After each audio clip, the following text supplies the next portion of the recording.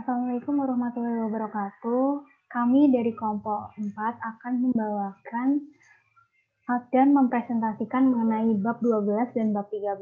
Saya Febiana Depamasasari dan teman saya Fidelia Maya akan mempresentasikan. Yang pertama, bab 12 akan dipresentasikan oleh Fidelia.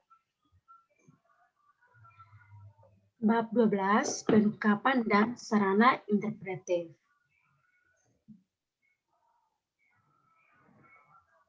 Berikutnya,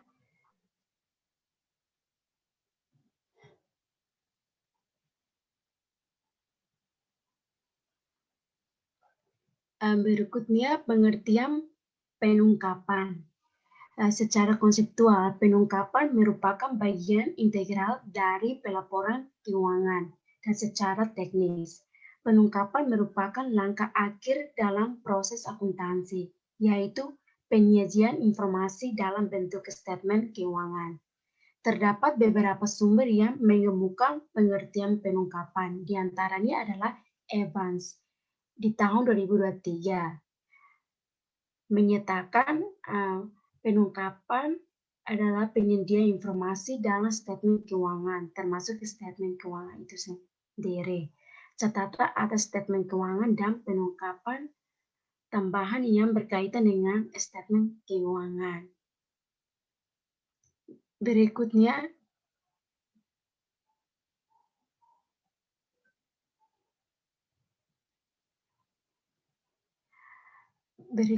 pengertian pengungkapan dari Walt Tierney dan Dobb di tahun 2021 berkaitan dengan informasi baik dalam statement keuangan maupun komunikasi tambahan termasuk catatan kaki, peristiwa-peristiwa setelah tanggal statement, diskusi dan analisis manajemen, perakiraan keuangan dan operasi dan statement keuangan tambahan yang meliputi pengungkapan segmental dan informasi pelengkap lebih dari cost stories.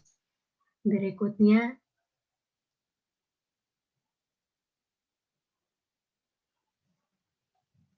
pengertian pengungkapan dalam SFAC nomor 1.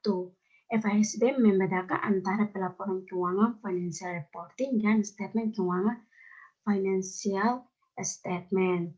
Laporan keuangan merupakan bagian dari proses pelaporan keuangan dan dapat dikatakan juga financial statement. Laporan keuangan adalah output dan akuntansi, sedangkan financial report atau pelaporan keuangan adalah suatu output sampingan yang mendukung laporan keuangan.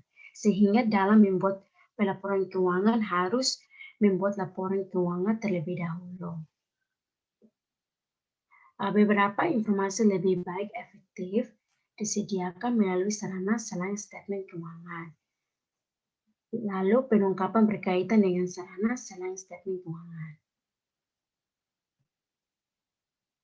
Berikutnya masalah teoretis pengungkapan. Yang pertama, siapa dituju dan untuk apa. Yang kedua, perlukah disampaikan. Yang ketiga, seberapa banyak atau rinci. Yang keempat, bagaimana cara menyampaikan. Berikutnya,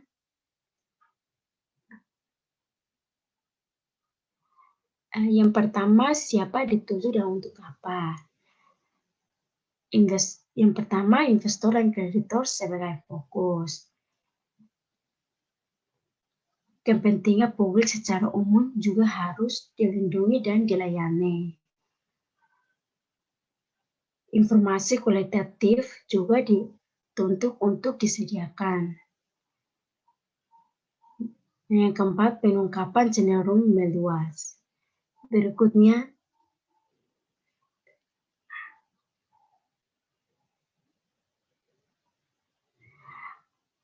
yang kedua, perlukah disampaikan. Masalah ini berkaitan dengan fungsi dan tujuan pengungkapan.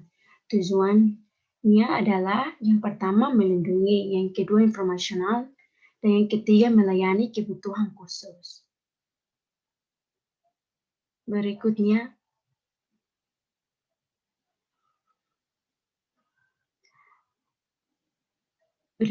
yang ketiga, seberapa banyak atau rinci.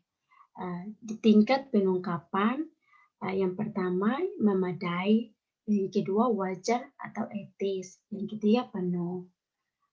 Lalu pertimbangan yang pertama tujuan, yang cost penyediaan, yang ketiga keberlebihan informasi atau overload, yang keempat keengganaan manajemen, dan yang kelima wajib atau sukarela.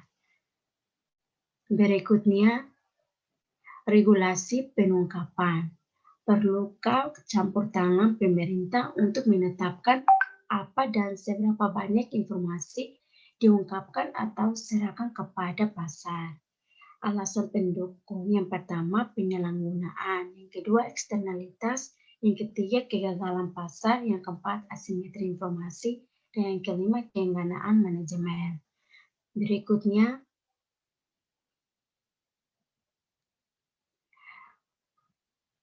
siapa meregulasi di Indonesia, yaitu yang pertama BAPEPAM melalui peraturan BAPEPAM, yang kedua profesi atau IAI melalui standar akuntansi. Di Amerika, yaitu yang pertama pemerintah melalui Undang-Undang Statutory Law, Securities Act 1933 dan Securities Exchange Act 1934. Yang kedua SSC melalui ASR. Yang ketiga profesi atau FASB atau GASB melalui standar akuntansi dan GAO. Struktur pengaturan ganda, dua regulatory struktur. Slide berikutnya. Yang keempat, apa dan bagaimana menyampaikan. Apa? Berkaitan dengan berbagai proposal tentang komponen-komponen yang harus disampaikan, yaitu model MT, model FASB, model komite Jenkins, model William, dan peraturan SSC atau BAPEPAM. Dan bagaimana menyampaikan, berkaitan dengan cara atau metode pengungkapan. Slide berikutnya.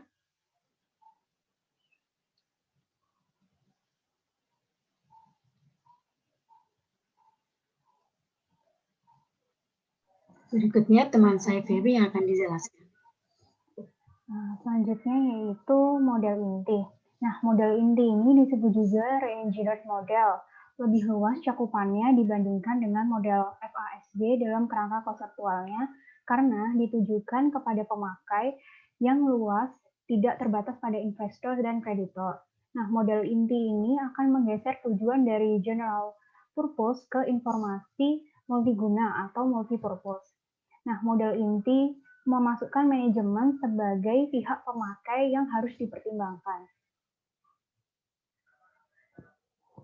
Lalu selanjutnya yaitu model FASB. Nah, pelaporan keuangan model FASB ini direkayasa untuk kepentingan investor, kreditor, dan pihak lain untuk pengambilan keputusan investasi dan kredit. Nah, pelaporan keuangan model FASB ini mengidentifikasi lingkup atau skop informasi yang dipandang bermanfaat untuk pengambilan keputusan investasi dan kredit sebagai berikut. Yang pertama yaitu statement keuangan, yang kedua yaitu catatan atas statement keuangan, yang ketiga informasi pelengkap, keempat sarana pelaporan keuangan lain, dan yang kelima yaitu informasi lainnya. Lalu yang model ketiga yaitu model komite Jenkins.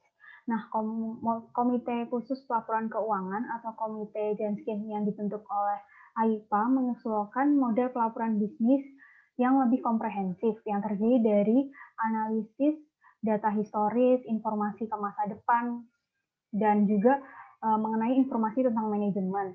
Selain itu juga meningkatkan informasi latar belakang perusahaan. Lalu selanjutnya yaitu model William. Nah, William mengusulkan suatu model pengungkapan yang disebut model pelaporan alternatif. Model pelaporan alternatif ini memiliki 5 lapis, yaitu lapis pertama mengenai pos-pos yang memenuhi kriteria pengakuan yang sama dengan model yang sekarang berlaku. Lalu lapis kedua memenuhi pos-pos yang memenuhi kriteria pengakuan tetapi bermasalah dalam hal reliabilitas pengukuran seperti nilai merek dagang.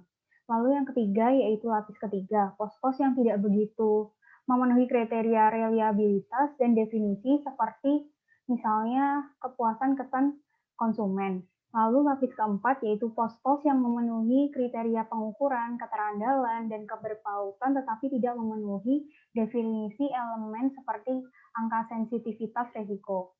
Lalu lapis kelima yaitu pos-pos yang tidak memenuhi definisi elemen dan juga tidak dapat diukur secara terandalkan seperti kapital intelektual karyawan. Lalu selanjutnya yaitu model Hendriksen dan Van Breda. Mereka mendefinisi pengungkapan dalam arti sempit sebagai informasi untuk menjelaskan, memperluas, dan merinci apa yang dinyatakan dalam setangkai statement keuangan. Pengungkapan meliputi yang pertama, penjelasan atau catatan atas statement keuangan. Yang kedua, perakiraan keuangan. Yang ketiga, kebijakan akuntansi. Yang keempat, perubahan akuntansi. Dan yang kelima, peristiwa pasca statement. Dan yang terakhir yaitu statement usaha.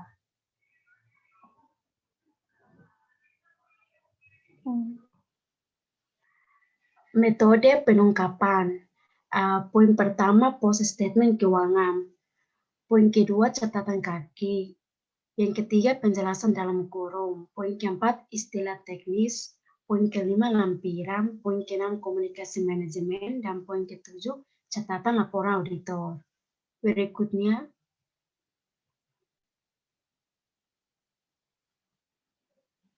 post statement keuangan. Post statement keuangan merupakan pengungkapan yang menjadi ciri sentral pelaporan keuangan. Untuk dilaporkan melalui statement keuangan, suatu objek atau pos harus memenuhi kriteria pengakuan. Pada umumnya bersifat kuantitatif, termasuk catatan atas statement keuangan.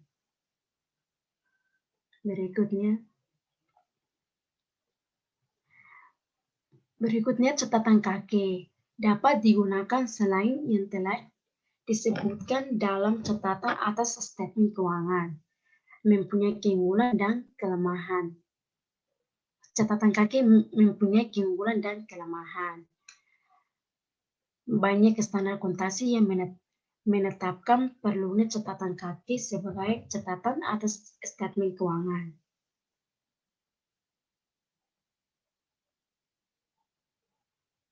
Berikutnya, penjelasan dalam kurun untuk hal-hal yang bersifat klarifikasi,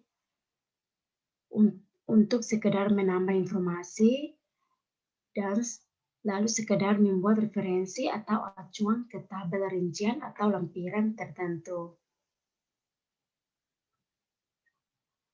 Berikutnya istilah teknis.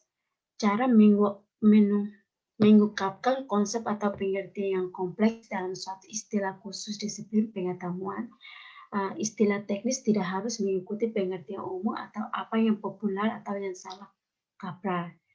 Sebaiknya tidak mengandung kesalahan makna. Kewajiban pendidikan untuk mengenalkan dan menjelaskan istilah teknis yang tepat.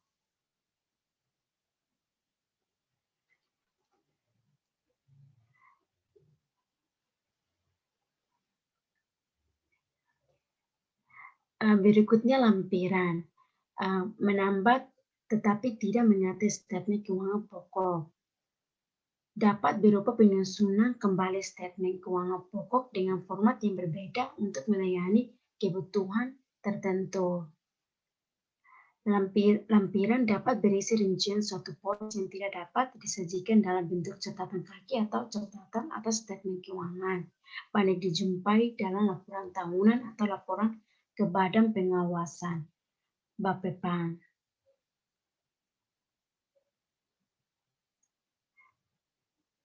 Berikutnya komunikasi manajemen. Sarana untuk menyampaikan apa yang menjadi visi, ambisi, dan berbagai gagasan atau penjelasan yang tidak mungkin disampaikan via statement keuangan. Banyak bersifat kualitatif dan prospektif. Pada umumnya disampaikan dalam laporan tahunan, annual report berupa yang pertama surat kepemenangan saham, yang kedua laporan dewan komisaris, yang ketiga laporan direksi, dan yang keempat diskusi dan analisis manajemen atau DAM, Management Discussion and Analysis atau MDA.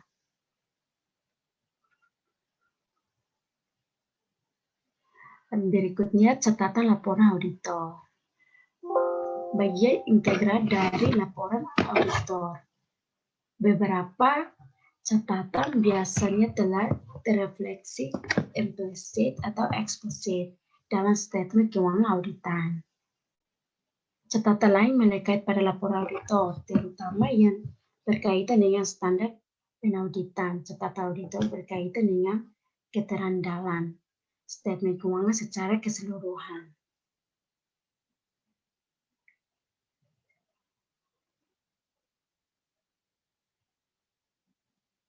Berikutnya, sarana interpretif. Perekayasa pelaporan keuangan diarahkan paling tidak untuk menghasilkan informasi yang disediakan melalui kerangka akuntansi pokok. Kerangka akuntansi pokok menyediakan paling tidak informasi berbasis data dasar yaitu cost story. Cost stories dijadikan basis karena alasan keterandalan. Keterandalan menuntut data cost dipelihara dalam sistem pencatatan dan menjadi pembanding terhadap perubahan akibat penilaian.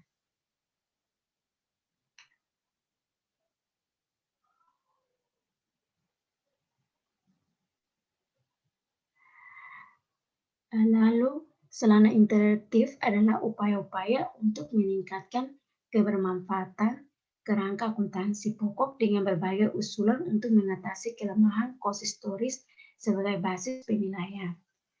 Merupakan bagian dari masalah pengungkapan dan masalah teoritis, yaitu dengan berjalannya waktu nilai berubah sementara cost tidak. Yang kedua, apakah kerangka akuntansi pokok diganti atau sekedar ditambah sarana interpretif.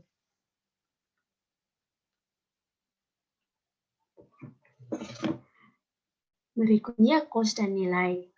Cost adalah penghargaan sepakatan pada saat suatu objek diperoleh dan menjadi data dasar dalam akuntansi. Nilai adalah persepsi terhadap manfaat suatu objek setiap saat dan dinyatakan dalam satuan moneter. Lalu pada saat transaksi yang melibatkan objek cost dan nilai identik, persepsi selalu berubah dengan berjalannya waktu. Perlukah cost direvisi terus secara periodik?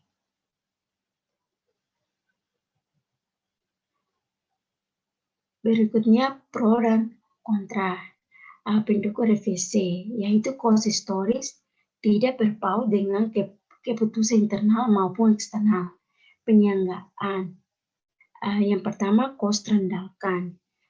Kedua, revisi akan netral dalam jangka panjang. Yang ketiga, fluktuasi nilai adalah gejala umum sehingga perubahan tidak perlu dilakukan dengan mengganti cost tercatat. Yang keempat, data cost harus tetap dijaga keutuhannya dalam sistem agar dapat dijadikan pembanding.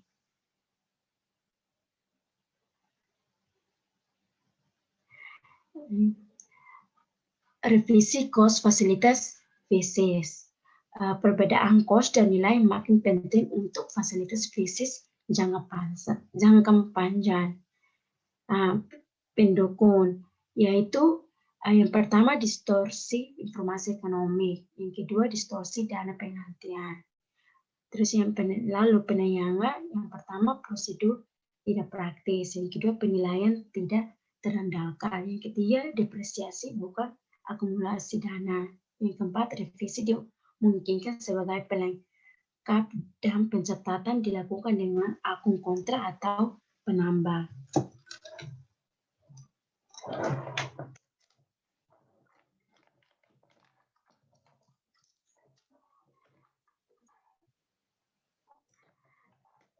Berikutnya penurunan kemampuan aset.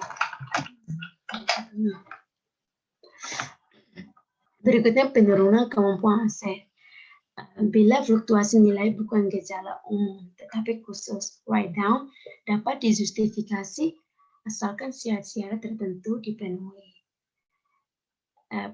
PSAK nomor 48 memberi pedoman untuk mengidentifikasi adanya penurunan kemampuan aset atau aset impairment. Pengangguran sementara bukan gejala yang menuntut revisi cost aset. Berikutnya, konversi cost ke daya beli. Fluktuasi nilai lebih berkaitan dengan persepsi manfaat atau daya tukar barang atau objek. Ini masalah penilaian. Lalu perbedaan kos dan nilai dapat pula disebabkan oleh perubahan nilai tukar uang atau daya beli. Ini masalah unit pengukuran. Lalu akuntansi daya beli konstan, general price level accounting, diusulkan sebagai sarana interpretif untuk menambah keberpautan informasi. Berikutnya simpulan sarana interpretif. Karena akuntansi pokok mempunyai kelemahan. Sarana interpretif sangat didukung asalkan kerangka akuntansi pokok tetap dipertahankan. Lalu sarana interpretif menjadi penambah atau suplemen informasi yang disediakan oleh kerangka akuntansi pokok, tetapi tidak menggantinya to suplemen. Lalu selanjutnya bab 13 mengenai akuntansi untuk perubahan harga akan dipresentasikan oleh saya.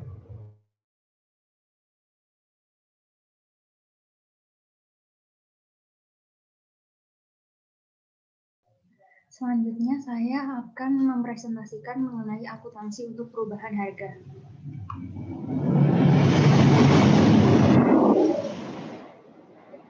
Kerangka akuntansi pokok ini dilandasi asumsi bahwa daya beli uang stabil sepanjang masa atau manfaat ekonomi barang ini tidak berubah. Nah, masalah perubahan harga ini memiliki masalah bagi akuntansi dalam hal penilaian, unit pengukur, dan pemertahanan kapital. Lalu bagaimana cara mengatasi masalahnya? Permasalahan pertama yaitu mengenai penilaian. Nilai aset individual atau spesifik akan berubah kalau dibandingkan dengan aset tertentu yang lain meskipun daya belinya itu tidak berubah. Nah, model akuntansi ini tuh dapat dihadapi dengan melakukan akuntansi kos sekarang yang pengukuran nilainya itu bergantung pada dasar penilaian yang dianut yaitu kos sekarang atau nilai keluaran sekarang. Lalu yang kedua yaitu masalah unit pengukur. Daya beli uang itu dapat berubah sehingga unit moneter sebagai pengukur nilai tidak bersifat homogeneus lagi kalau dikaitkan dengan waktu. Secara umum, daya beli uang ini semakin menurun karena adanya inflasi. Model akuntansi untuk menghadapi masalah ini adalah akuntansi daya beli konstan.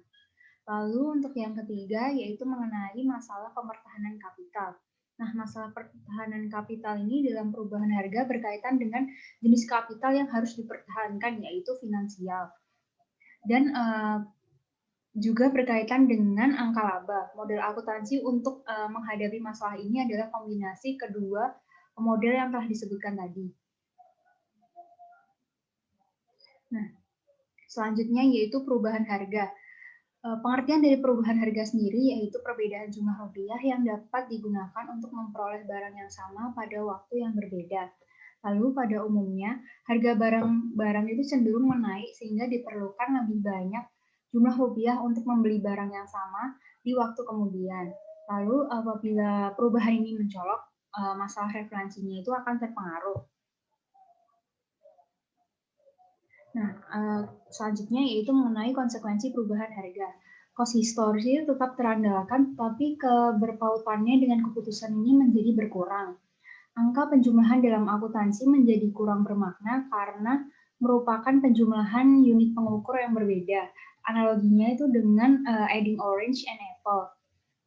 Lalu, agar kualitas keterandalan reliabilitas dan keberpautan relevansi ini dapat dicapai, maka rangka akuntansi pokok harus dilengkapi dengan informasi perubahan harga untuk menunjukkan pengaruhnya terhadap laba dan posisi keuangan. Nah, jenis-jenis perubahan harga itu dibagi menjadi 3, yaitu perubahan harga umum, harga spesifik, dan harga relatif.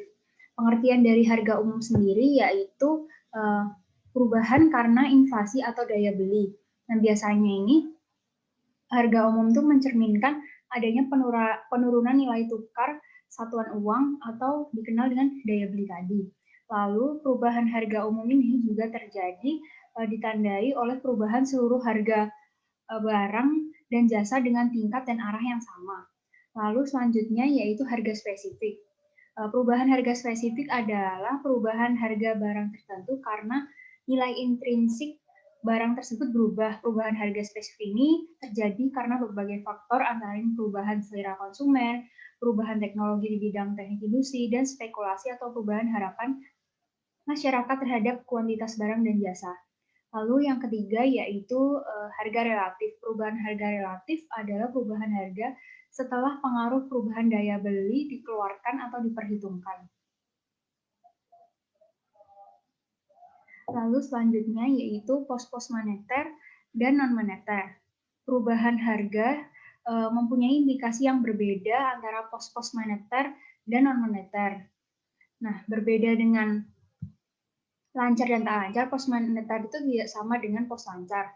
Nah, pos-pos moneter ini berkaitan dengan masalah untung atau rugi daya beli. Pos-pos moneter ini terdiri atas aset moneter dan kewajiban moneter. Sedangkan pos non-moneter sendiri ini berkaitan dengan untung atau rugi penahanan.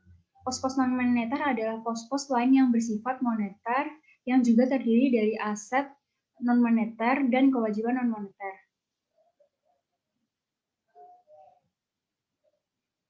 Selanjutnya yaitu makna perubahan harga umum. Nah, di sini bisa dilihat bahwa harga dulu pada nominal A itu sebesar 2.200, nominal B sebesar 4.000, nominal C sebesar 6.000, nominal D sebesar 12.000, dan E sebesar 8.500. Nah, harga sekarang itu ditujukan pada barang A itu mengalami kenaikan sebesar 3.500 menjadi 3.522, barang B sebesar 6.400 dan seterusnya. Lalu perubahan harga dari barang A sampai E ini sama-sama mengalami kenaikan harga sebesar 60%. Untuk menghomogenuskan unit pengukur diperlukan indeks harga umum dan tahun dasar. Nah, perubahan harga umum ini yang seperti dijelaskan tadi bahwa ditandai oleh perubahan seluruh harga barang itu barang ataupun jasa itu dengan tingkat dan arah yang sama. Nah, mengenai implikasi akuntansi perubahan harga umum, pembelian fasilitas fisik pada waktu yang berbeda-beda mengakibatkan penjumlahan kos menghasilkan angka yang kurang bermakna. Aset mesin 1 indeks sebesar indeks 120, kos nominalnya 30 juta. Kos dalam daya beli awal 30 juta, tengah 30.500 dan akhir sebesar 40 juta. Lalu mesin 2 itu indeksnya 160, kos nominalnya 40 juta dengan kos dalam daya beli awalnya tuh sama seperti yang di awal. Sehingga berdasarkan data di atas, saldo atas dasar daya beli berbeda dengan angka nominal. Perbedaannya ini makin nyata kalau indeks harga ini makin berbeda. Nah, di sini juga dalam kondisi inflasi, menahan aset moneter akan menimbulkan rugi daya beli. Di sini juga disampaikan bahwa implikasi akuntansi perubahan harga umum, penahanan pos moneter ini menimbulkan untung atau rugi daya beli. Penahanan aset moneter, daya beli kas awal yang ditahan itu indeks 160 per indeks 100 itu dikali 1 juta sebesar 1.600. Lalu daya beli kas yang dipegang akhir tahun itu 160 per 200 dikali 1 juta sehingga hasilnya adalah 800. Lalu rugi daya beli menahan aset moneternya ini sebesar 800.000. Sedangkan untuk penundaan pelunasan uang moneter itu daya beli utang yang ditunda itu 160 per 100 dikali 1.500 sehingga hasilnya adalah 2.400. Sedangkan daya beli pelunasan saat pelunasan itu sebesar 1.500 sehingga untung daya beli penundaan pelunasan uang moneter itu sebesar 900.000. Nah, dapat dilihat bahwa untung atau rugi daya beli ini tersembunyi dalam statement laba rugi kos historis. Lalu makna perubahan harga spesifik. Pada barang A, itu harga dulu sebesar 2.200 seperti yang tadi, yaitu sehingga pada harga sekarang itu barang A sebesar 2.750, pada barang B tetap sebesar 4.000 dan barang C sebesar 8.400. Nah, di sini yang mengalami kenaikan itu pada harga barang A dan barang C, yaitu sebesar 25% dan barang C sebesar 40%. Dan barang-barang lain itu tidak mengalami kenaikan, sehingga hanya barang-barang tertentu saja yang mengalami kenaikan atau penurunan. Lalu untuk implikasi akuntansi perubahan harga spesifik, ini menimbulkan untung atau rugi penahanan baik realisasi maupun belum yang tidak tampak dalam statement laba rugi cost historis. Di sini bahwa diketahui laba cost historis operasi ini 1 juta, lalu laba cost sekarang operasi ini sebesar 400.000 dan untung penahanan realisasinya itu sebesar 6 juta, sehingga laba realisasinya ini sebesar 1 juta.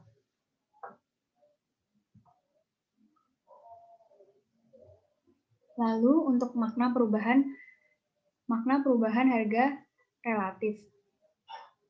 Pada barang A itu sebesar 2.200 dan barang B sebesar 4.000 dan seterusnya. Lalu harga sekarang ini pada barang A, B, D, dan E ini mengalami kenaikan yang sama yaitu sebesar 10%. Sedangkan pada barang C itu hanya mengalami kenaikan sebesar 40%, sehingga perbedaannya antara barang-barang lain itu sebesar 30%.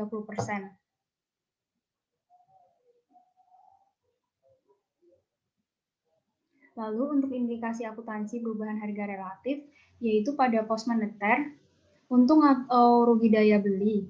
Lalu untuk pos non-moneter itu dibagi menjadi 2, penahanan moneter itu untung atau rugi penahanan moneter, lalu yang kedua yaitu penahanan real, untung rugi penahanan real. Nah, penahanan real ini akan terrefleksi dalam model 4. Penahanan moneter sendiri tidak terrefleksi dalam contoh-contoh model karena informasi aset atau kewajiban jangka panjangnya itu tidak disertakan. Nah, ini untuk implikasi akuntansi perubahan harga relatif terhadap pos non-moneter. Cost historis itu seharga 50.000 dan cost dalam daya beli itu sebesar 56.000. Untung dari penahanan moneternya itu sebesar 6.000 dan untung penahanan realnya itu sebesar 4.000. Untuk realisasinya itu sama, yaitu 40%, dan realisasinya sebesar 30%. Nah, untuk untung penahanan real juga sama, realisasinya sebesar 40%-nya yaitu 1.600 dan realisasinya itu sebesar 2.400. Nah, selanjutnya yaitu akuntansi daya beli konstan. Nah, di sini tujuan akuntansi daya beli konstan adalah untuk mempertahankan kapital atau mengatasi perubahan harga akibat perubahan daya beli. Aspek teoritisnya yang pertama yaitu pemilihan indeks harga dan tahun dasar. Nah, untuk dapat menyajikan statement keuangan ini berbasis daya beli, data cost historis itu harus dikonversi menjadi cost daya beli saat pelaporan. Lalu yang kedua itu adanya pro dan kontra. Nah, berkaitan dengan dasar pengukuran, itu terdapat konsep yang bertentangan dengan akuntansi cost historis. Lalu yang ketiga, daya beli sebagai jenis kapital. Daya beli ini dapat menjadi golongan kapital yang lain, yaitu kapital daya beli. Kapital daya beli ini sebenarnya merupakan kapital finansial. Lalu yang keempat, yaitu status terhadap statement keuangan dasar. Lalu selanjutnya yaitu pemilihan indeks konversi. Untuk dapat menyajikan statement keuangan berbasis daya beli, data cost historis itu harus dikonversi menjadi cost daya beli pada saat pelaporan. Nah, pada indeks awal itu tidak intuitif, lalu yang kedua, indeks akhir itu mengharuskan pos-pos operasi dikonversi. Lalu yang ketiga, indeks rata-rata atau tengah menghasilkan rupiah konversian pos-pos operasi yang mendekati rupiah nominal bila transaksi terjadi secara merata sepanjang tahun. Nah, FASB itu juga menyarankan penggunaan indeks harga konsumer perkotaan rata-rata. Lalu selanjutnya, yaitu akuntansi Kos sekarang. Tujuan akuntansi kos sekarang adalah untuk mengukur laba suatu periode dengan mempertahankan kapital semuanya atau mengatasi perubahan harga akibat perubahan daya tukar barang. Aspek teoritisnya yang pertama yaitu dasar pengukuran. Lalu yang kedua, bagaimana kapital dipertahankan. Lalu yang ketiga, sumber dan teknik pengukuran kos sekarang. Dan yang keempat, adanya pro dan kontra. Lalu yang kelima, pemecahan laba menjadi komponen operasi dan komponen penahanan. Lalu yang keenam, status terhadap statement keuangan dasar. Lalu akuntansi kos sekarang, dasar pengukuran yang pertama yaitu kos pengganti.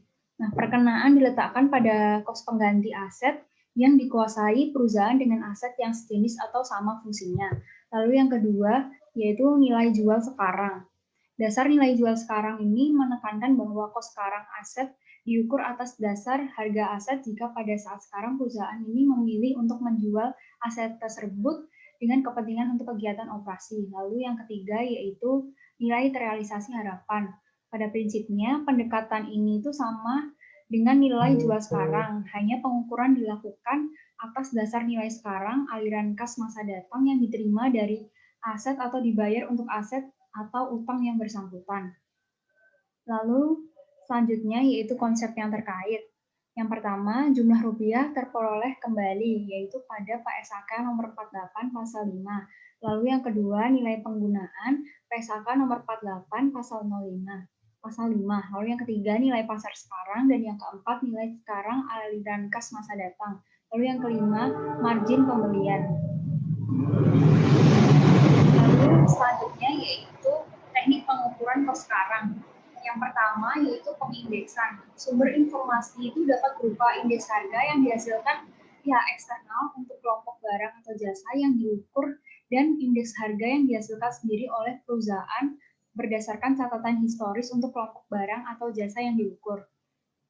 Lalu yang kedua yaitu penghargaan langsung. Teknik ini membebankan secara langsung badan dan tenaga kerja ke suatu aset atau kelompok aset. Teknik ini biasanya berupa harga faktur sekarang, daftar harga dari penjualan barang atau jasa, dan kos produksi. Lalu yang ketiga yaitu pengkosan unit, yaitu teknik ini digunakan untuk menaksir kos reproduksi suatu barang. Teknik ini digunakan untuk barang atau jasa yang tidak mempunyai pasar keluaran atau barang yang bersifat khusus. Lalu yang keempat yaitu penghargaan fungsional. Teknik ini digunakan untuk menentukan kos pengganti suatu fungsi produksi atau pemrosesan dan bukannya suatu aset secara individual atau kelompok aset yang masing-masing berdiri sendiri. Lalu selanjutnya yaitu akuntansi hibrida. Akuntansi daya beli konstan berusaha untuk mengatasi masalah unit pengukur yang tidak stabil, sedangkan akuntansi kos sekarang berusaha untuk mengatasi masalah penilaian. Sehingga akuntansi ini itu merupakan gabungan dari keunggulan akuntansi daya beli dan akuntansi kos sekarang. Sehingga akuntansi hibrida ini juga menjadi atau mengatasi kelemahan masing-masing dari kedua model tersebut. Lalu selanjutnya yaitu standar akuntansi perubahan harga di Amerika Serikat. SFAS nomor 33 yaitu FASB itu mewajibkan informasi pelengkap atas pengaruh inflasi dan perubahan harga spesifik dalam laporan tahunan. Standar ini dipandang FASB sebagai suatu eksperimen yang akan dievaluasi kembali dalam 5 tahun. Sehingga pelaporan berbasis kos sekarang dan daya beli konstan itu diwajibkan untuk perusahaan yang memenuhi kriteria saja. Lalu SFAS nomor 82 yaitu SFAS nomor 82 ini meniadakan beberapa pengungkapan yang sebelumnya diatur pada SFAS nomor 33 mengenai pengungkapan informasi daya beli konstan. Dengan standar ini yang masih diwajibkan adalah akuntansi kos sekarang untuk pengungkapan minimum, akuntansi kos sekarang atau daya beli konstan untuk pengungkapan komprehensif dan ringkasan 5 tahun. Lalu selanjutnya yaitu SFAS nomor 89. Ini tidak lagi mewajibkan pengungkapan pengaruh perubahan harga sebagai informasi pelengkap, tetapi sangat menganjurkan pengungkapan tersebut. Lalu selanjutnya yaitu contoh penyajian pengaruh perubahan harga versi SFAS nomor 33. Pada rugi daya beli schedule 3 itu sebesar 32.570. Nah, di sini perbedaannya akan saya sampaikan di slide setelahnya. Nah, pengaruh kenaikan harga spesifik sediaan dan fasilitas bisnis yang ditahan selama tahun berjalan schedule 4 dan 5 yaitu sebesar 126.924. Pengaruh kenaikan tingkat harga umum itu sebesar 194.820 dan kelebihan pengaruh kenaikan tingkat harga umum di atas kenaikan harga spesifik itu sebesar 67.896. Yang pertama yaitu dilaporkan dalam statement keuangan utama. Lalu yang pada tabel kedua yaitu disesuaikan terhadap perubahan tingkat harga umum dan tabel ketiga itu disesuaikan terhadap perubahan harga spesifik. Lalu perbedaannya setelah format rekonsiliasi yaitu gambar yang di awal itu mencontohkan penyajian dengan format statement, sedangkan gambar 2 itu menyajikan format rekonsiliasi. Terlihat dari contoh tersebut bahwa untung atau rugi daya beli atau pernahanan tidak masuk dalam statement utama atau tidak ditambahkan atau dikurangkan terhadap angka laba operasi berlanjut. Lalu dalam contoh tersebut juga, pengungkapan kos sekarang sebagai informasi pelengkap ini memperhitungkan pula pengaruh perubahan daya beli. Kelebihan pengaruh tingkat harga umum sebesar 67.896 tadi adalah rugi penahanan belum terrealisasi neto yang melekat pada aset. Lalu selanjutnya yaitu model akuntansi perubahan harga. Suatu model akuntansi perubahan harga ini ditentukan oleh kombinasi 3 faktor, yaitu dasar penilaian. Yang pertama cost historis, yang kedua cost sekarang, dan yang ketiga nilai keluaran. Lalu yang kedua skala pengukuran, yaitu nominal versus daya beli. Yang ketiga jenis kapital, yaitu finansial versus fisis. Lalu dalam model akuntansi perubahan harga merupakan kombinasi dari 3 faktor penting, yaitu dasar penilaian tadi, skala pengukuran, dan jenis kapital. Lalu dengan matrik di sini terdapat 12 kemungkinan model akuntansi perubahan harga. Lalu akan dijelaskan pada slide selanjutnya, yaitu pada model cost historis ini. Model ini adalah akuntansi cost historis yang disebut juga dengan akuntansi konvensional. Dalam pembahasan ini, akuntansi seperti itu disebut dengan kerangka akuntansi pokok. Penyajian seperti tersebut dan selanjutnya dalam pembahasan berikut dimaksudkan untuk menunjukkan perhitungannya saja. Selanjutnya yaitu model kedua, daya beli konstan. Dapat dilihat bahwa laba dalam daya beli konstan ini sebesar Rp1.397. Lalu selanjutnya, nah pada untung atau rugi daya beli. Besarnya untung atau rugi daya beli ini tergantung dari ditentukan oleh indeks harga yang dipilih sebagai basis. Dalam contoh tersebut, pada akhir periode itu seharusnya mempunyai aset moneter sebesar 22.361.500. Namun pada kenyataannya di akhir tahun itu perusahaan memegang aset moneter itu sebesar 21.580 pada saat indeks harga itu 130. Jumlah tersebut itu dikonversi dengan indeks harga rata-rata. Aset moneter tersebut bernilai sebesar Rp21.082. Nah, model 2 ini hanya mengatasi masalah unit pengukuran dalam akuntansi perubahan harga. Lalu selanjutnya, model ketiga yaitu cost sekarang. Cost sekarang ini sebenarnya adalah cost sekarang pada saat penjualan. Nah, dengan akuntansi cost sekarang, laba sebesar Rp3.336.000 ini terbagi menjadi bagian yang merupakan hasil kegiatan operasi yaitu Rp2.748 dan bagian yang merupakan hasil kegiatan penahanan yaitu sebesar Rp588.000 yang sudah terrealisasi. Nah, utang penahanan terrealisasi ini sebenarnya merupakan angka penyesuaian laba atas dasar kos sekarang agar menjadi laba kos historis.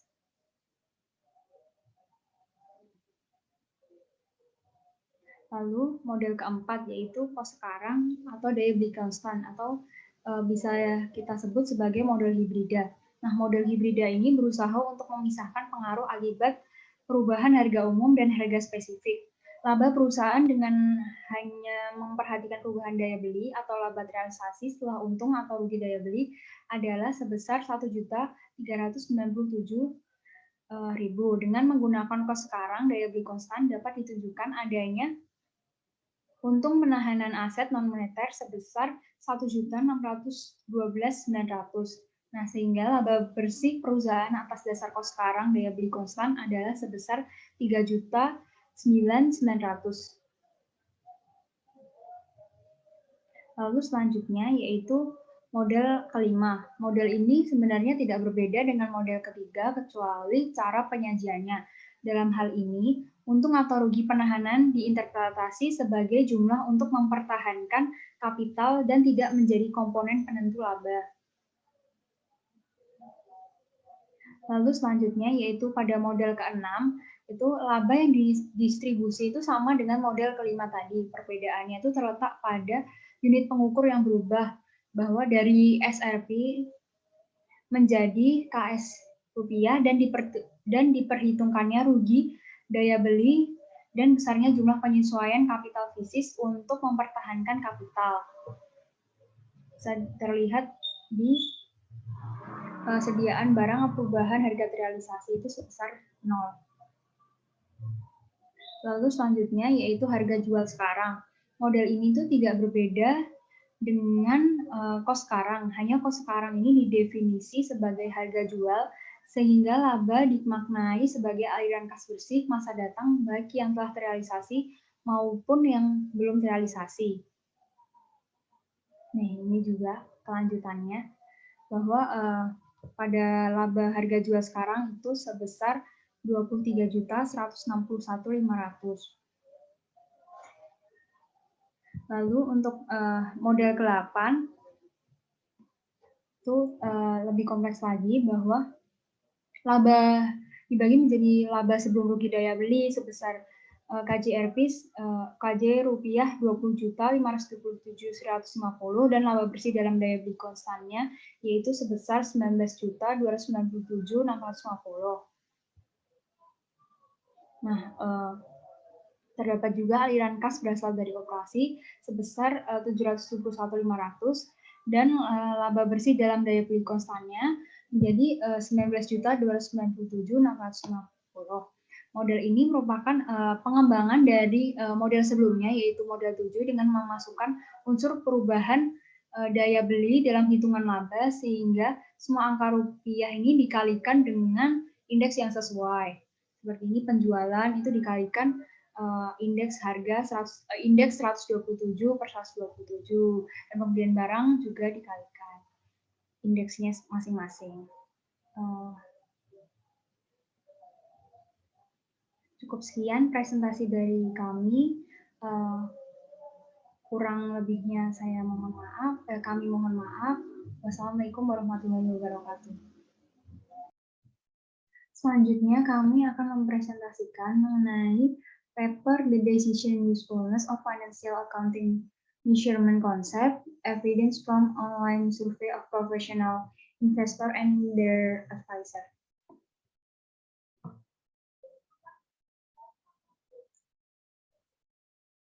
Nah, pendahuluan yang pertama konsep dari artikel ini yaitu mengukur aset dan kewajiban adalah landasan akuntansi keuangan. Dengan demikian, mengidentifikasi konsep pengukuran atau konsep yang cocok untuk akuntansi keuangan adalah kepentingan umum bagi para praktisi, pembuat standar, dan akademisi. Lalu, penelitian ini bertujuan untuk melihat peneliti ingin melihat penilaian investor dan penasihat tentang kegunaan keputusan dari konsep pengukuran akuntansi yang berbeda. Metode yang digunakan yaitu peneliti menggunakan metode survei yang dilakukan secara online untuk menjawab pertanyaan penelitian. Nah, penelitian ini membahas pertanyaan penelitian deskriptif bagaimana investor profesional dan penasihat mereka menilai kegunaan keputusan dari konsep pengukuran akuntansi keuangan yang berbeda. Nah, studi ini tuh hanya dapat diharapkan menjadi perwakilan investor profesional dan penasihat mereka yang secara teratur menggunakan informasi akuntansi keuangan dalam proses pengambilan keputusan mereka. Dan demikian mengambil minat aktif dalam masalah akuntansi keuangan. Untuk sampel dan pengukurannya, yaitu dalam survei tersebut itu menghasilkan 242 jawaban responden yang valid karena dari 250 jawaban yang valid karena 8 jawaban itu dibuang karena tidak ada latar belakang. Lalu survei ini atau responden ini itu terdiri dari 22 negara yang berbeda. Nah, tanggapan dari survei ini itu diberi kode dari 1 yaitu sangat setuju hingga 5 sangat tidak setuju. Lalu selanjutnya yaitu hasil yang pertama, hasil dari wawancara mengungkapkan bahwa sebagian besar peserta menyatakan bahwa sebagian besar rekan mereka itu tidak tertarik atau sangat berpengalaman dalam konsep pengukuran akuntansi yang berbeda, sehingga mereka ini memiliki keyakinan yang berbeda tentang kegunaan keputusan atribut pengukuran yang bersaing. Lalu berdasarkan tabel di bawah itu disajikan bahwa secara keseluruhan responden itu memandang bahwa laporan keuangan tahunan ada sebagai sumber informasi yang paling relevan dan dapat diandalkan dibandingkan sumber-sumber yang lainnya. Lalu selanjutnya yaitu biaya historis ini dianggap sebagai konsep pengukuran akuntansi yang paling berpengaruh. Namun investor profesional lebih memilih penggunaan akuntansi nilai wajar sebagai konsep pengukuran utama pelaporan keuangan. Lalu selanjutnya yaitu investor yang lebih berpengalaman dan investor profesional membedakan antara kegunaan keputusan nilai wajar mark to market dan mark to model.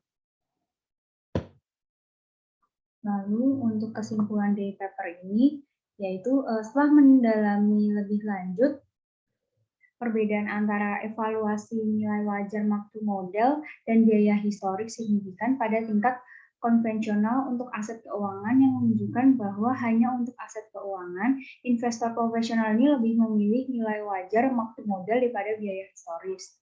Pendekatan sementara untuk semua aset lainnya, mereka lebih memilih biaya historis daripada nilai wajar mark to market. Mereka juga menilai bahwa evaluasi berdasarkan nilai wajar ini berguna untuk keputusan sebaliknya pengukuran untuk keputusan. Nah, sebaliknya, pengukuran berdasarkan nilai wajar berbasis mark to model dianggap paling tidak berguna untuk keputusan secara keseluruhan. Karena sehingga dapat dikatakan bahwa hasil dari responden peneliti ini tidak melihat konsep nilai wajar sebagai konsep pengukuran yang homogen. Nah, kekurangan dari penelitian ini adalah peneliti ini gagal mendokumentasikan pengaruh latar belakang investasi pada penilaian kegunaan keputusan sehingga peneliti ini menganggap bukti itu sebagai indikasi secara keseluruhan bahwa verifikasi ukuran akuntansi ini penting bagi investor profesional terlepas dari latar belakang investasi mereka. Lalu sekian presentasi dari kami, kurang lebihnya kami mohon maaf. Wassalamualaikum warahmatullahi wabarakatuh.